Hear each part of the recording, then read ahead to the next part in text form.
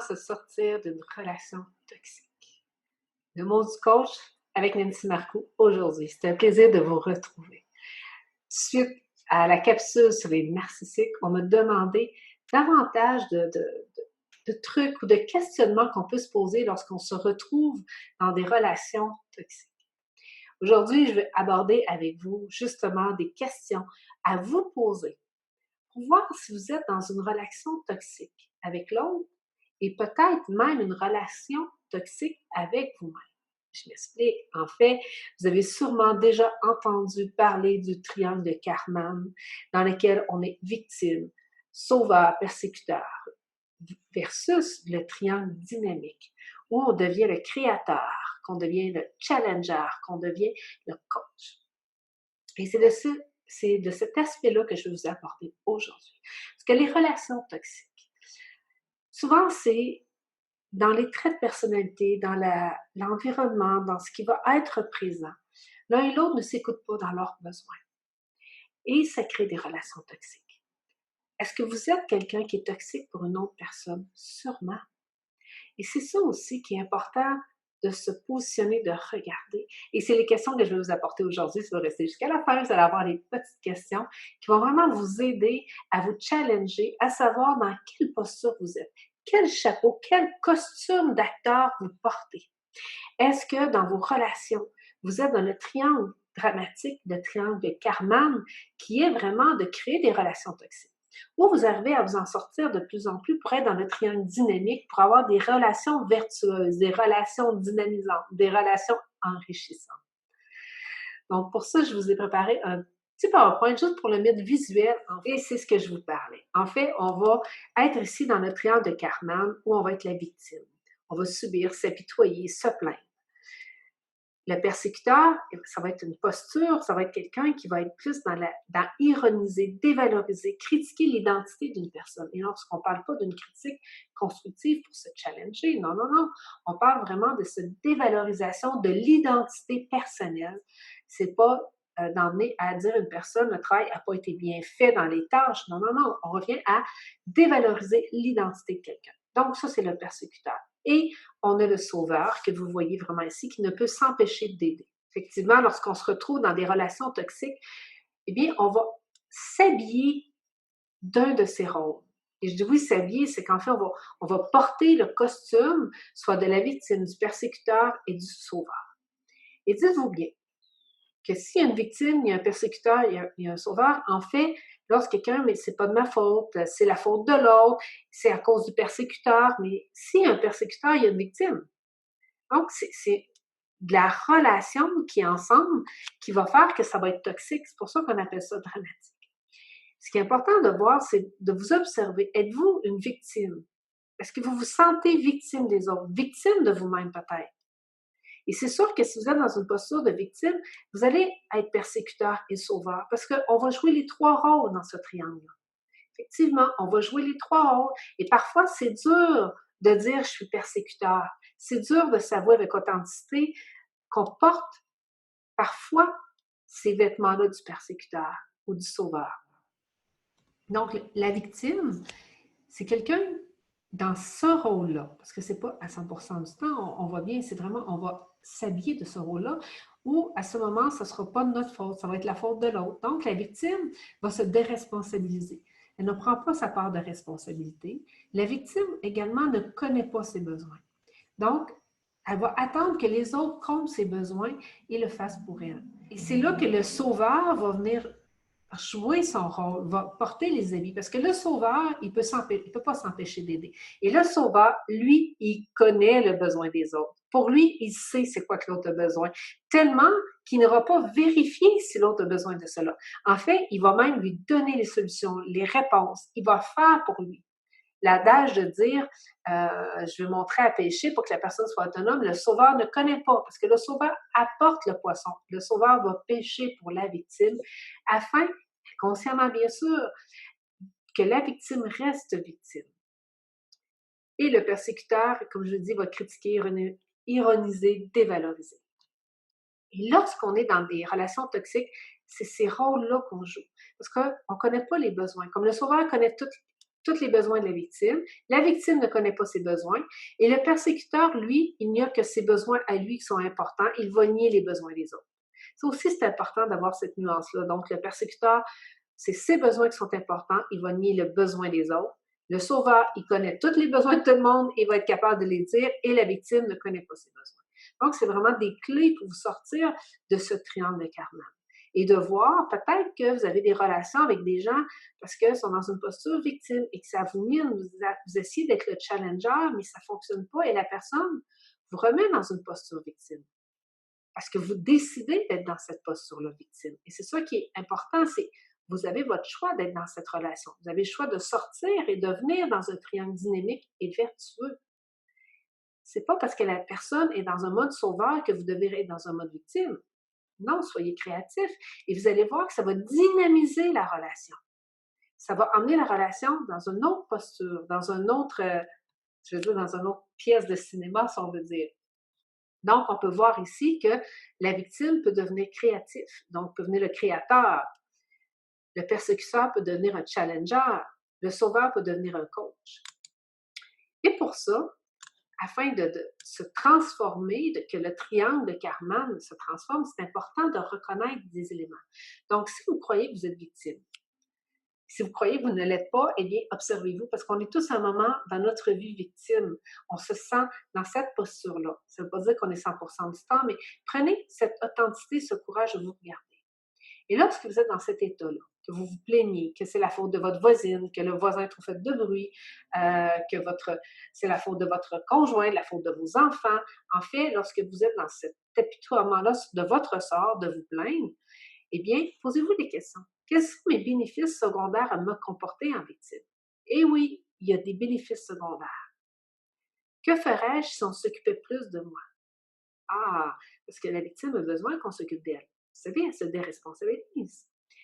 Parfois, c'est parce qu'on a besoin d'attention, on a besoin qu'on s'occupe de nous, on se met une posture victime. Est-ce que c'est vraiment cette posture-là que je veux avoir ou je préférerais pas être créateur à la place? Quel est le véritable risque de me responsabiliser? Quel avantage j'aurais à me responsabiliser? Donc, c'est des questions très importantes à se poser lorsque vous êtes dans cette posture-là pour pouvoir vous mobiliser et aller vers le Créateur. Maintenant, allons voir pour le Sauveur. Donc, le Sauveur, si vous voulez prendre conscience des moments où vous êtes dans ce rôle-là, que vous êtes Sauveur, posez-vous les questions, quels sont les bénéfices secondaires à me comporter en Sauveur? Est-ce que je réponds à une demande claire de la part d'une personne en difficulté? Est-ce qu'elle a fait une demande? Parce que le sauveur n'attend pas que la personne demande, il va au-devant. Et c'est ça le sauveur. Tandis qu'un coach va attendre la demande de la personne, va valider. Ai-je la compétence pour l'aider? Un coach va se poser cette question-là, de demander si j'ai la compétence. Un sauveur ne se posera pas, il va vouloir sauver tout le monde. Ai-je véritablement l'envie de l'aider? En quoi est-ce si important pour moi de vouloir à tout prix aider l'autre? Que se passerait-il si je ne le faisais pas?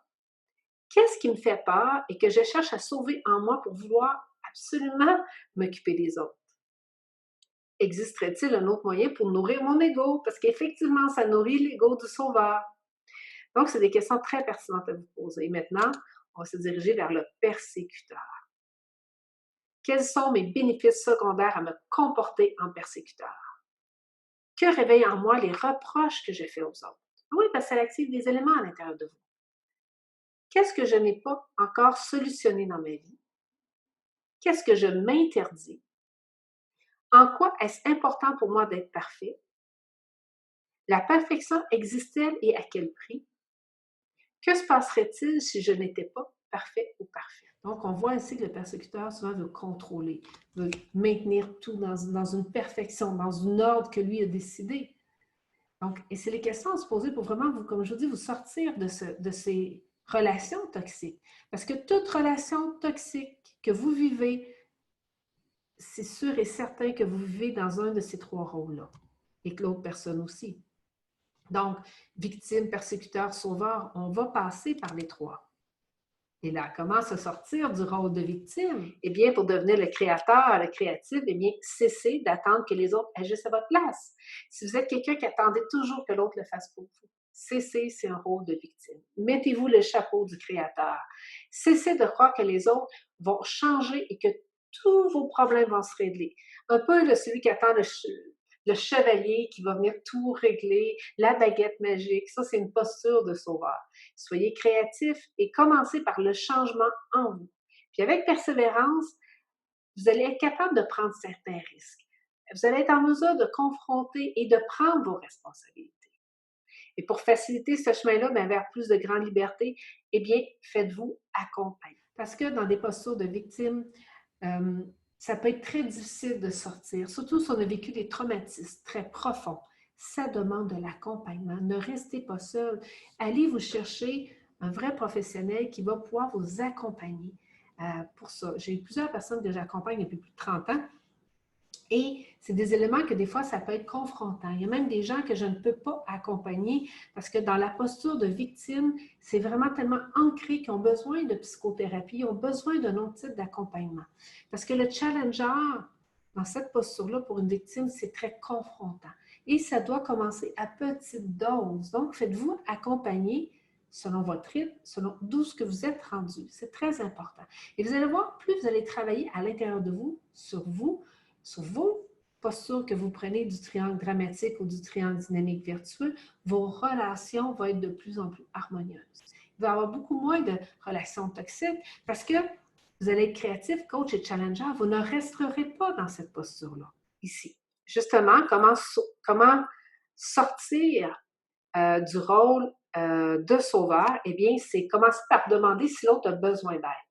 OK? Donc, ici, le sauveur qui devient le coach, demandez à l'autre personne, as-tu besoin de mon aide? De quelle façon? N'allez pas tout de suite lui donner des conseils, des solutions. Attendez, demandez-lui. Peut-être que la personne a simplement besoin d'échanger. Et si vous prenez sa responsabilité, vous prenez son autonomie, sa liberté, vous êtes un sauveur. Ensuite, cadrez votre aide dans son contenu dans le temps. C'est important. Votre aide devrait avoir une contrepartie pour éviter à l'autre de se sentir éventuellement en dette vis-à-vis de vous. Donc, lorsqu'on accompagne une personne, qu'on aide une amie, quelque chose, c'est vraiment aussi d'avoir un échange à l'intérieur de ça. Parce que sinon, vous venez comme sauveur, il va y avoir une dette qui va s'accumuler dans votre relation et ça va créer une relation toxique encore. Rappelez-vous que votre aide doit permettre à la personne aidée de faire sa part du chemin. Il faut qu'elle se responsabilise vers son autonomie. Ce n'est pas à vous de tout faire. Et comme je disais tantôt, le dicton, qui a plein de bon sens, plutôt que de lui donner systématiquement du poisson, apprenez de lui plutôt à pêcher. Et maintenant, comment sortir du rôle du persécuteur pour être un challenger? Eh bien, ça, c'est un piège, c'est vraiment être très, très prisonnier. C'est prisonnier de tout vouloir contrôler. Donc, c'est sûr que la seule façon de sortir de là, eh bien, c'est d'apprendre à lâcher prise, d'apprendre à faire confiance aux autres, d'apprendre à déléguer. Donc, c'est un travail qui demande beaucoup de challenge pour devenir un challenger. Oui, ça demande beaucoup de courage et d'authenticité. Donc, j'espère que ce petit partage de vous emmener à comprendre que les relations toxiques parle d'un triangle dramatique. Si on veut ne plus avoir de triangle dramatique, de relations toxiques, c'est d'aller vers le triangle dynamique, de vous positionner dans votre vie à chaque instant, de vous poser ces questions que je vous ai apportées, pour aller voir, pour vous, comment vous pouvez changer de posture, comment vous pouvez habiller un autre rôle. Et c'est sûr que ne soyez pas le sauveur de l'autre. Peut-être l'autre personne veut rester dans sa posture. Eh bien, c'est à vous de choisir à ce moment-là. Est-ce que vous voulez rester dans cette relation qui est toxique pour vous ou aller vers des relations qui vont être plus dynamiques? Ce qui est important également avant qu'on termine, c'est aussi de vous mentionner que vous pouvez être votre propre persécuteur, votre propre sauveur et votre propre victime. Observez vos pensées. Observez comment vous vous traitez à l'intérieur de vous. Cette manière de vous traiter va souvent être reflétée à l'extérieur de vous. Parfois, c'est très subtil. C'est très, très subtil de se plaindre, de ne pas être content, de responsabiliser la terre entière, de responsabiliser peut-être Dieu, la nature, les autres. Et c'est sûr que lorsque vous restez dans cette posture-là de victime, de persécuteur, de sauveur, les relations ne seront pas dynamiques. Le sauveur, parfois, au début, il va passer pour un héros. On va l'aimer. Mais plus le temps va avancer, plus que les gens vont sentir comme qu'ils perdent leur autonomie, qu'ils perdent leur responsabilité. Et si, à un moment donné, ça peut être même le sauveur qui décide que c'est trop, puis là, il devient la victime. Oui, mais l'autre, il m'en demande trop bien beaucoup, il m'en demande tout le temps, mais c'est ça la relation qui a été construite entre les deux personnes. Et là, le sauveur devient la victime et la victime devient le persécuteur. Donc, vous voyez, ça tourne dans ce triangle.